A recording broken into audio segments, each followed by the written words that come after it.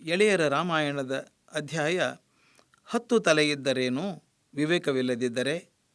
ಉಪಾಧ್ಯಾಯ ವಿಭೀಷಣನ ಗೆಳೆತನ. ಇತ್ತ ಲಂಕೆಯಲ್ಲಿ ಹನುಮಂತನು ಗಲಭೆ ನಡೆಸಿ ಕಿಷ್ಕಿಂಧೆಗೆ ಹಿಂತಿರುಗಿದ ನಂತರ ರಾವಣನು ತನ್ನ ಆಸ್ಥಾನಿಕರ ಸಭೆಯೊಂದನ್ನು ಕರೆದನು. ಸಭೆಯಲ್ಲಿ ಎಲ್ಲ ಆಸ್ಥಾನಿಕರು, ಮಂತ್ರಿಗಳು, ಸೇನಾಪತಿಗಳು ಸೇರಿದ್ದರು. ತುಂಬಿದ ಒಡ್ಡೋಲಗದಲ್ಲಿ ರಾವಣನು, ವೀರರೇ, ನಮ್ಮ ಲಂಕಾ ನಗರಕ್ಕೆ ಹನುಮಂತನೆಂಬ ಒಂದು ಕಪಿಯು ನುಗ್ಗಿ ಅಸಾಧ್ಯವಾದ ಗಲಭೆಯನ್ನು ಮಾಡಿಬಿಟ್ಟಿದೆ. ಲಕ್ಷಾಂತರ ಸಂಖ್ಯೆಯ ಒಂದು ದೊಡ್ಡ ಸೇನೆ ಮಾಡಲಾಗದಷ್ಟು ಆಘಾತವನ್ನು ಒಂದೇ ಒಂದು ಕಪಿ ಮಾಡಿದೆ. ಅದನ್ನು ತಡೆಯಲು ನಮ್ಮ ಸೇನೆಗೆ ಸಾಧ್ಯವಾಗಲಿಲ್ಲವೆಂಬುದು ಬಹಳ ಅಪಮಾನಕರವಾದ ವಿಷಯ. ಆ ಕಪಿಯು ನಾವು ಬಚ್ಚಿಟ್ಟಿದ್ದ ಸೀತೆಯನ್ನು ಕಂಡಿತು. ನಮ್ಮ ಸುಂದರ ಅಶೋಕವನವನ್ನು ಹಾಳು ಮಾಡಿತು. ನಮ್ಮ ಸೇನೆಯ ಸಹಸ್ರಾರು ರಾಕ್ಷಸರನ್ನು ಆಹುತಿ ತೆಗೆದುಕೊಂಡಿತು ಮತ್ತು ಲಂಕೆಗೆ ಬೆಂಕಿ ಎದ್ದು ಬಿಟ್ಟಿತು. ಇನ್ನು ಕೆಲವೇ ಸಮಯದಲ್ಲಿ ಅದು ರಾಮನನ್ನು ಕರೆದುಕೊಂಡು ನಮ್ಮ ಮೇಲೆ ಯುದ್ಧಕ್ಕೆ ಬಂದರೂ ಆಶ್ಚರ್ಯವಿಲ್ಲ. ಇದು ಹೇಗೆ ಸಾಧ್ಯವಾಯಿತು? ಇದನ್ನು ತಡೆಯಲು ನಾವೇನು ಮಾಡಬೇಕು ಹೇಳಿ ಎಂದು ಕೇಳಿದನು. ರಾವಣನ ಆಸ್ಥಾನದಲ್ಲಿ ಬಹಳ ಸಮರ್ಥರಾದ ಸೇನಾಪತಿಗಳಿದ್ದರು. ಅವರಿಗೆ ಯುದ್ಧದಲ್ಲಿ ಬಹಳ ಆಸಕ್ತಿ. ಇದುವರೆಗೂ ಅವರು ಯಾವ ಯುದ್ಧದಲ್ಲೂ ಸೋತವರೇ ಅಲ್ಲ. ಆ ಧೈರ್ಯದಿಂದ ಅವರು ಹೇಳಿದರು, ಮಹಾರಾಜ, ನಾವು ಯುದ್ಧಕ್ಕೆ ಹೆದರುವುದಿಲ್ಲ. ಆ ರಾಮ ಯುದ್ಧಕ್ಕೆ ಬರಲಿ, ನಾವು ಅವನನ್ನು ಖಂಡಿತ ಸೋಲಿಸುತ್ತೇವೆ ಎಂದರು. ರಾವಣನ ಮಗ ಇಂದ್ರಜಿತ್ತು, ಅವನು ಮಹಾಪರಾಕ್ರಮಿ. ಅವನು, ಮಹಾರಾಜ, ರಾಮನು ಇಲ್ಲಿಗೆ ಬರುವ ತನಕ ಕಾಯುವುದು ಬೇಡ. ಅವನು ಇರುವ ಕಡೆಗೆ ನಾವು ಹೋಗಿಬಿಡೋಣ. ಆ ರಾಮನನ್ನು, ಅವನ ಕಪಿ ಸೈನ್ಯವನ್ನು ಸೆದೆಬಡಿಯೋಣ ಎಂದನು. ಆ ಸ್ಥಾನದಲ್ಲಿ ಎಲ್ಲಿ ನೋಡಿದರೂ ಯುದ್ಧದ ಮಾತೇ ಮಾತು. ಎಲ್ಲರಿಗೂ ರಣರಂಗದ ನೆನಪಾಯಿತು. ತಮ್ಮ ಪೌರುಷ ಪರಾಕ್ರಮಗಳನ್ನು ಕೊಚ್ಚಿಕೊಳ್ಳಲು ಪ್ರಾರಂಭಿಸಿದರು. ವಿಭೀಷಣನು ರಾವಣನ ತಮ್ಮ. ಅವನು ಧರ್ಮಿಷ್ಠ, ನ್ಯಾಯವಂತ. ಸೀತೆಯನ್ನು ಅಪಹರಿಸಿದ್ದಕ್ಕಾಗಿ ರಾವಣನನ್ನು ಅವನು ಮುಂಚಿನಿಂದಲೂ ಆಕ್ಷೇಪಿಸುತ್ತಿದ್ದ. ಪರಸ್ತ್ರೀಯರನ್ನು ಅಪಹರಿಸುವುದು ಧರ್ಮವಲ್ಲ. ರಾಜನೇ ಧರ್ಮ ತಪ್ಪಿ ನಡೆದರೆ ಪ್ರಜೆಗಳು ಅಧರ್ಮಿಗಳಾಗುವರು. ಅಲ್ಲದೆ ಸೀತೆಯ ಶಾಪದಿಂದ ಲಂಕೆಯು ಹಾಳಾಗುವುದು. ಆದ್ದರಿಂದ ಸೀತೆಯನ್ನು ಹಿಂತಿರುಗಿಸು ಎಂದು ರಾವಣನಿಗೆ ಬುದ್ಧಿವಾದ ಹೇಳುತ್ತಿದ್ದ. ಆದರೆ ರಾವಣನು ಅವನ ಬುದ್ಧಿ ಮಾತುಗಳನ್ನು ಗಮನಕ್ಕೇ ತೆಗೆದುಕೊಳ್ಳಲಿಲ್ಲ. ಕೆಟ್ಟ ಕೆಲಸ ಮಾಡುವಾಗ ಯಾರ ಹಿತವಚನವು ಮನಸ್ಸಿಗೆ ಹಿಡಿಯುವುದಿಲ್ಲ. ಗೋರ್ಕಲ್ಲ ಮೇಲೆ ಮಳೆ ಸುರಿದಂತೆ ಆಗುತ್ತದೆ. ರಾವಣನ ವಿಷಯದಲ್ಲಿ ಆದದ್ದು ಅಷ್ಟೇ. ಈಗ ರಾಕ್ಷಸರು ತುಂಬಿದ ಸಭೆಯಲ್ಲಿ ತಮ್ಮ ತಮ್ಮ ಪ್ರತಾಪಗಳನ್ನು ಹೊಗಳಿಕೊಳ್ಳಲು ಪ್ರಾರಂಭಿಸಿದಾಗ ವಿಭೀಷಣನಿಗೆ ತಡೆಯಲಾಗದಷ್ಟು ಕೋಪ ಬಂತು. ಅವನು, ಅಯ್ಯ ರಾಕ್ಷಸರುಗಳಿರ, ಸ್ವಲ್ಪ ತಡೆದುಕೊಳ್ಳಿ. ನಿಮ್ಮ ಸಾಮರ್ಥ್ಯವನ್ನು ಅಷ್ಟೊಂದು ಕೊಚ್ಚಿಕೊಳ್ಳಬೇಡಿ. ನೀವು ದೊಡ್ಡ ದೊಡ್ಡ ಯುದ್ಧಗಳಲ್ಲಿ ಭಾಗವಹಿಸಿರಬಹುದು, ಅನೇಕ ಪರಾಕ್ರಮಿಗಳನ್ನು ಸೋಲಿಸಿರಲೂಬಹುದು. ಆದರೆ ಕೆಲವು ದಿನಗಳ ಹಿಂದೆ ಒಂದು ಕಪಿಯು ಬಂದು ಲಂಕೆಯನ್ನು ಹಾಳು ಮಾಡುತ್ತಿದ್ದಾಗ ನಿಮ್ಮ ಸಾಮರ್ಥ್ಯ ಎಲ್ಲಿಗೆ ಹೋಗಿತ್ತು? ಈಗ ಇಲ್ಲಿ ಲಡಾಯಿ ಬಗ್ಗೆ ಇಷ್ಟೊಂದು ಬಡಾಯಿ ಕೊಚ್ಚುವಿರಲ್ಲ. ಒಂದೇ ಒಂದು ಕಪಿಯು ಮಾಡಿದ ಅನಾಹುತವನ್ನು ಏಕೆ ತಪ್ಪಿಸಲಿಲ್ಲ? ನಿಮ್ಮ ಮಾತು ಅತಿಯಾಯಿತು. ವಿವೇಚನೆಯಿಲ್ಲದೆ ಹುಚ್ಚು ಹುಚ್ಚಾಗಿ ಮಾತನಾಡುವುದನ್ನು ನಿಲ್ಲಿಸಿ ಎಂದನು. ನಂತರ ರಾವಣನ ಕಡೆಗೆ ತಿರುಗಿ, ಅಣ್ಣ, ಈಗಲಾದರೂ ನಾನು ಹೇಳುವ ಮಾತು ಕೇಳು. ಸೀತಾದೇವಿಯು ಸಾಮಾನ್ಯಳಲ್ಲ. ಶಕ್ತಿ ದೇವತೆ ಅವಳ ರೂಪದಲ್ಲಿ ಬಂದಿದ್ದಾಳೆ ಎಂದು ನನಗನ್ನಿಸುತ್ತಿದೆ. ಈಗಲೇ ಅವಳನ್ನು ಶ್ರೀರಾಮನಿಗೆ ಒಪ್ಪಿಸಿ ಕ್ಷಮೆ ಬೇಡಿಕೊ. ಹನುಮಂತನು ವರ್ಣಿಸಿದ ಗುಣಗಳಿಂದ ಶ್ರೀರಾಮನು ಧರ್ಮಿಷ್ಠ ಎಂಬುದು ವ್ಯಕ್ತವಾಗುತ್ತದೆ.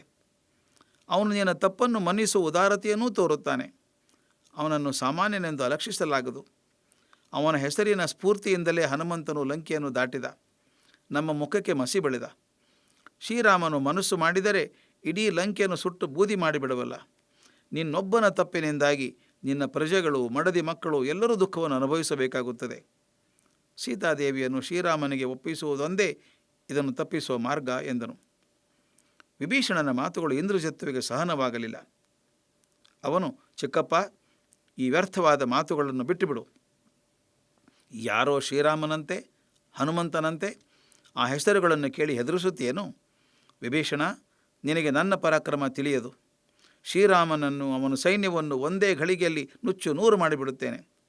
ಇಂದ್ರನೇ ಮೊದಲಾದ ಹಲವಾರು ದೇವತೆಗಳನ್ನು ಯುದ್ಧದಲ್ಲಿ ಸೋಲಿಸಿದ್ದೇನೆ. ಅಂತಹುದರಲ್ಲಿ ಶ್ರೀರಾಮನಂತಹ ಸಾಮಾನ್ಯರು ಯಾವ ಲೆಕ್ಕ? ಅವರಿಗೆ ಹೆದರಿಕೊಂಡು ಸೀತೆಯನ್ನು ಹಿಂತಿರುಗಿಸುವುದು ಖಂಡಿತ ಸಾಧ್ಯವಿಲ್ಲ ಎಂದನು. ಆಗ ರಾವಣನು, ವಿಭೀಷಣ, ನನ್ನ ತಮ್ಮನೆಂಬ ಅಭಿಮಾನದಿಂದ ನಾನು ಇಷ್ಟು ದಿನ ತಡೆದುಕೊಂಡಿದ್ದೆ. ನೀನು ಆಡಿದ ಮಾತುಗಳನ್ನು ಕ್ಷಮಿಸಿದ್ದೆ. ಆದರೆ ನೀನು ಎಲ್ಲೇ ಮೀರಿ ಹೋಗುತ್ತಿರುವೆ. ಆ ರಾಮನೆಂಬುವನನ್ನು ಹೊಗಳುವ ನೆಪ ಮಾಡಿಕೊಂಡು ನಮ್ಮ ಸೈನ್ಯವನ್ನು, ಸೈನಿಕರ ಪರಾಕ್ರಮವನ್ನು ಅಪಮಾನಗೊಳಿಸುತ್ತಿರುವೆ. ನಮ್ಮ ರಾಜ್ಯದಲ್ಲಿ ಇದ್ದುಕೊಂಡು ನಮಗೆ ದ್ರೋಹ ಬಗೆಯುತ್ತಿರುವ ನಿನ್ನನ್ನು ಕ್ಷಮಿಸಲು ಸಾಧ್ಯವಿಲ್ಲ. ನೀನು ಆರಾಮನನ್ನು ಹೊಗಳುತ್ತಿರುವುದನ್ನು ನೋಡಿದರೆ ನೀನು ಶತ್ರು ಪಕ್ಷವನ್ನು ಸೇರಿದಂತೆ ಕಾಣುತ್ತದೆ. ಬೇಕಿದ್ದರೆ ನೀನು ಅವನ ಬಳಿಗೆ ಹೋಗಬಹುದು. ದೇಶದ್ರೋಹಿಗಳನ್ನು ನಮ್ಮ ರಾಜ್ಯದಲ್ಲಿ ಇಟ್ಟುಕೊಳ್ಳಲು ನಾನು ಸಿದ್ಧನಿಲ್ಲ. ನಮ್ಮ ಆಸ್ಥಾನಿಕರೆಲ್ಲ ಸೀತೆಯನ್ನು ಹಿಂತಿರುಗಿಸಬಾರದೆಂದು ರಾಮನೊಡನೆ ಯುದ್ಧ ಮಾಡಬೇಕೆಂದು ಹೇಳುತ್ತಿದ್ದಾರೆ. ನಾನು ಹಾಗೆಯೇ ಮಾಡುತ್ತೇನೆ. ನನ್ನ ಸೈನಿಕರು ಪರಾಕ್ರಮಿಗಳು, ಅವರು ಯುದ್ಧದಲ್ಲಿ ಗೆಲ್ಲುತ್ತಾರೆ ಎಂದನು. ಆಗ ವಿಭೀಷಣನು, ಅಣ್ಣ, ನಿನ್ನ ಬುದ್ಧಿಗೆ ಸಂಪೂರ್ಣವಾಗಿ ಮಂಕು ಕವಿದಿದೆ. ನೀನು ಮಾಡಿರುವುದು ಅಧರ್ಮ ಕಾರ್ಯ. ಅದನ್ನು ಎತ್ತಿ ತೋರಿಸಿದರೂ ತಿದ್ದಿಕೊಳ್ಳಲು ನೀನು ಸಿದ್ಧನಿಲ್ಲ. ಇಂತಹ ಪಾಪಿಗಳ ಜೊತೆಗೆ ಇರಲು ನಾನು ಇಚ್ಛಿಸುವುದಿಲ್ಲ. ನಾನು ಶ್ರೀರಾಮನ ಬಳಿಗೆ ಹೋಗುತ್ತೇನೆ. ನೀನು ನನಗಿಂತಲೂ ಹಿರಿಯ, ಅದಕ್ಕಾಗಿ ನಾನು ನಿನಗೆ ಆದರ ಗೌರವಗಳನ್ನು ಕೊಡುತ್ತೇನೆ. ಹಾಗೆಂದ ಮಾತ್ರಕ್ಕೆ ಅಧರ್ಮ ಕಾರ್ಯದಲ್ಲಿ ನಾನು ನಿನಗೆ ಸಹಕಾರಿಯಾಗಿರಲಾರೆ. ನಾನು ಅಧರ್ಮ ಕಾರ್ಯ ಮಾಡಲಾರೆ. ಧರ್ಮವನ್ನು ರಕ್ಷಿಸುವ ಸಲುವಾಗಿ ಅಗತ್ಯವಾದರೆ ನಿನ್ನ ಪ್ರಾಣವನ್ನು ಬಲಿ ತೆಗೆದುಕೊಳ್ಳುತ್ತೇನೆ. ಇಂದಿನಿಂದ ನನಗೂ ನಿನಗೂ ಋಣಾನುಬಂಧ ಹರಿದು ಹೋಯಿತು ಎಂದು ಹೇಳಿದನು. ಆನಂತರ ತನ್ನ 4 ಜನ ನಿಷ್ಠಾವಂತ ಸಂಗಡಿಗರೊಂದಿಗೆ ಲಂಕೆಯನ್ನು ಬಿಟ್ಟು ಶ್ರೀರಾಮ ಲಕ್ಷ್ಮಣರು ಬಿಡಾರ ಹೂಡಿದ್ದ ಸಮುದ್ರ ತೀರಕ್ಕೆ ಬಂದನು. ವಿಭೀಷಣನು ಸುಗ್ರೀವನ ಬಿಡಾರಕ್ಕೆ ಬಂದು, ನಾನು ವಿಭೀಷಣ, ರಾವಣನ ತಮ್ಮ. ನನ್ನ ಅಣ್ಣನ ಅಧರ್ಮ ಕಾರ್ಯದಿಂದ ನೊಂದು ಅವನನ್ನು ತೊರೆದು ಬಂದಿದ್ದೇನೆ. ನನಗೆ ಆಶಯವನ್ನು ನೀಡಿ ಎಂದನು. ಸುಗ್ರೀವನು ಶ್ರೀರಾಮನ ಬಳಿಗೆ ಹೋಗಿ, ಶ್ರೀರಾಮ, ಯಾರೋ ಒಬ್ಬ ರಾಕ್ಷಸನು ಬಂದಿದ್ದಾನೆ. ಅವನ ಹೆಸರು ವಿಭೀಷಣನಂತೆ, ರಾವಣ ತಮ್ಮನಂತೆ. ನಿಮ್ಮ ಬಳಿ ಆಶ್ರಯಕ್ಕಾಗಿ ಬಂದಿದ್ದೇನೆ ಎಂದು ಹೇಳಿದ.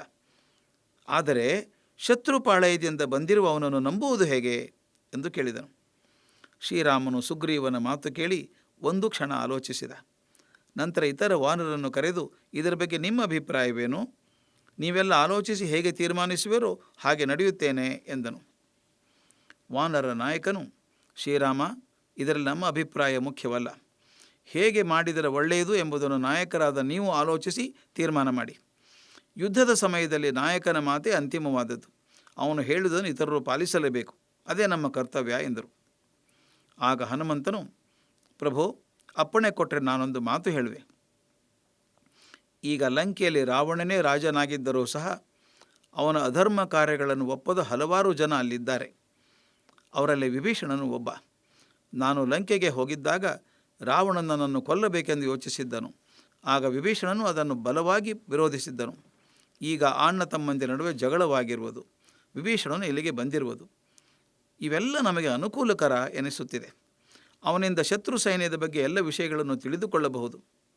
ಅಲ್ಲದೆ ಮುಂದೆ ಯುದ್ಧದಲ್ಲಿ ರಾವಣನು ಸತ್ತ ನಂತರ ನಿನಗೆ ಪಟ್ಟ ಕಟ್ಟುತ್ತೇವೆ ಎಂದರೆ ವಿಭೀಷಣ ನಮಗೆ ಖಂಡಿತ ಸಹಾಯ ಮಾಡುತ್ತಾನೆ. ಆದ್ದರಿಂದ ವಿಭೀಷಣನನ್ನು ಆದರದಿಂದ ಬರಮಾಡಿಕೊಳ್ಳುವುದು ಒಳ್ಳೆಯದು ಎಂದನು. ಶ್ರೀರಾಮನು, ಹನುಮಂತ, ನೀನು ಹೇಳುವುದು ಅಕ್ಷರಶಃ ನಿಜ. ಶತ್ರುವಿನ ಪಾಳೆಯದ ಬಗ್ಗೆ ಸುದ್ದಿ ಕೊಡುವ ಒಬ್ಬನೇ ಒಬ್ಬ ಸಿಕ್ಕರೂ ಸಾಕು. ಅವನಿಂದ ನಮಗೆ ಬಹಳ ಪ್ರಯೋಜನವಾಗುತ್ತದೆ. ಆದ್ದರಿಂದ ನಾವು ವಿಭೀಷಣನನ್ನು ಬರಮಾಡಿಕೊಳ್ಳಬೇಕು. ಅಲ್ಲದೆ ಅವನು ಅಧರ್ಮ ಕಾರ್ಯದ ವಿರುದ್ಧ ಸಿಡಿದು ಬಂದಿದ್ದಾನೆ. ಆ ದೃಷ್ಟಿಯಿಂದಲೂ ನಾನು ಅವನನ್ನು ಸ್ವಾಗತಿಸಬೇಕು. ಜೊತೆಗೆ ಅವನು ನಮಗೆ ಶರಣಾಗತನಾಗಿ ಬಂದಿದ್ದಾನೆ. ಶರಣಾಗತರನ್ನು ಸ್ವಾಗತಿಸುವುದು, ರಕ್ಷಿಸುವುದು ನಮ್ಮ ಕರ್ತವ್ಯ. ಈ ಎಲ್ಲ ಕಾರಣಗಳಿಂದ ವಿಭೀಷಣನ ನಾನು ಹೃತ್ಪೂರ್ವಕವಾಗಿ ಬರಮಾಡಿಕೊಳ್ಳುತ್ತೇನೆ ಎಂದನು. ಶ್ರೀರಾಮನ ಮಾತುಗಳನ್ನು ಕೇಳಿ ಸುಗ್ರೀವನು ಇತರ ವಾನರರು ಹರ್ಷೋದ್ಗಾರ ಮಾಡಿದರು. ವಿಭೀಷಣನನ್ನು ಶ್ರೀರಾಮನ ಬಳಿಗೆ ಕರೆದು ತಂದರು. ವಿಭೀಷಣನು ಶ್ರೀರಾಮನಿಗೆ ನಮಸ್ಕಾರ ಮಾಡಿದನು. ಆನಂತರ ವಿನಯದಿಂದ, ಶ್ರೀರಾಮ, ನಿನ್ನನ್ನು ಕಂಡು ನನಗೆ ಬಹಳ ಸಂತೋಷವಾಯಿತು. ಹನುಮಂತನು ಈಗಾಗಲೇ ನನ್ನ ವಿಷಯ ನಿನಗೆ ತಿಳಿಸಿರ್ಬೋದು. ನನ್ನ ಹೆಸರು ವಿಭೀಷಣ. ನಾನು ರಾವಣ ಕುಂಭಕರ್ಣರ ತಮ್ಮ. ನನ್ನ ಅಣ್ಣನ ಅನೀತಿಯುತ ಕೆಲಸಗಳನ್ನು ತಡೆಯಲು ವಿಫಲನಾಗಿ ನಿನ್ನ ಬಳಿಗೆ ಆಶ್ರಿತನಾಗಿ ಬಂದಿದ್ದೇನೆ ಎಂದನು. ಶ್ರೀರಾಮನು, ವಿಭೀಷಣ, ನಿನ್ನ ಧರ್ಮ ಪ್ರವೃತ್ತಿಯನ್ನು ಕಂಡು ನನಗೆ ಬಹಳ ಸಂತೋಷವಾಗಿದೆ. ನಾನು ನಿನ್ನನ್ನು ಹೃತ್ಪೂರ್ವಕವಾಗಿ ನಮ್ಮ ಪಾಳೆಯಕ್ಕೆ ಸ್ವಾಗತಿಸುತ್ತೇನೆ ಎಂದು ಹೇಳಿ ಅವನನ್ನು ಆಲಿಂಗಿಸಿಕೊಂಡನು. ವಿಭೀಷಣನಿಗೆ ಅತ್ಯಾನಂದವಾಯಿತು. ಶ್ರೀರಾಮನು, ವಿಭೀಷಣ, ನಾವು ನಿನ್ನ ಅಣ್ಣನ ಮೇಲೆ ಯುದ್ಧ ಮಾಡಬೇಕಾಗಿದೆ. ಆದ್ದರಿಂದ ಲಂಕೆಯಲ್ಲಿರುವ ಸೇನೆಯ ವಿವರಗಳನ್ನು ತಿಳಿಸಲು ಸಾಧ್ಯವೇ ಎಂದು ಕೇಳಿದನು. ವಿಭೀಷಣನು, ಖಂಡಿತ, ಅದು ನನ್ನ ಕರ್ತವ್ಯ ಹೌದು. ರಾವಣನು ಮಹಾವೀರ, ಪರಾಕ್ರಮದಲ್ಲಿ ಅವನು ದೇವೇಂದ್ರಿಗೆ ಸಮಾನ. ರಾವಣನ ಸೇನಾಪತಿ ಪ್ರಹಸ್ತ. ಅವನು ಯುದ್ಧದಲ್ಲಿ ಕುಬೇರನ ಸೇನಾಪತಿಯನ್ನೇ ಸೋಲಿಸಿದ್ದಾನೆ. ಇನ್ನು ರಾವಣನ ಮಗ ಇಂದ್ರಜಿತ್ತುವಾದರೂ ಅತ್ಯಂತ ಶೂರ. ಅವನ ಬಳಿ ಅಭೇದ್ಯವಾದ ಕವಚವಿದೆ. ಅವನು ಮಾಯಾಯುದ್ಧದಲ್ಲಿ ಪ್ರವೀಣ. ಅನೇಕ ಅಸ್ತ್ರಗಳನ್ನು ಗಳಿಸಿಕೊಂಡಿದ್ದಾನೆ. ಇವರಷ್ಟೇ ಅಲ್ಲದೆ ರಾವಣನ ಸೈನ್ಯದಲ್ಲಿ ಮಹೋದರ, ಮಹಾಪಾರ್ಶ್ವ ಮೊದಲಾದ ಸಮರ್ಥ ಸೇನಾಪತಿಗಳಿದ್ದಾರೆ. ರಾವಣನ ಬಳಿ ಹಲವು ಸಹಸ್ರ ಕೋಟಿ ಸೈನಿಕರಿದ್ದಾರೆ ಎಂದನು. ಶ್ರೀರಾಮನು, ಇರಲಿ, ಅವನ ಸೈನ್ಯ ಎಷ್ಟೇ ದೊಡ್ಡದಿರಲಿ ಚಿಂತೆ ಇಲ್ಲ, ಯುದ್ಧದಲ್ಲಿ ನಾವು ಅವರನ್ನು ಸದೆಬಡಿಯುತ್ತೇವೆ. ರಾವಣನನ್ನು, ಇಂದ್ರಜಿತ್ತು, ಪ್ರಹಸ್ತರನ್ನು ಕೊಲ್ಲುತ್ತೇವೆ. ನಿನ್ನನ್ನು ಲಂಕಾಧಿಪತಿಯಾಗಿ ಮಾಡುತ್ತೇವೆ. ನನ್ನ ಮಾತನ್ನು ನಂಬು ಎಂದು ಹೇಳಿದನು. ವಿಭೀಷಣನು ಆನಂದದಿಂದ ಗದ್ಗದಿತನಾದನು.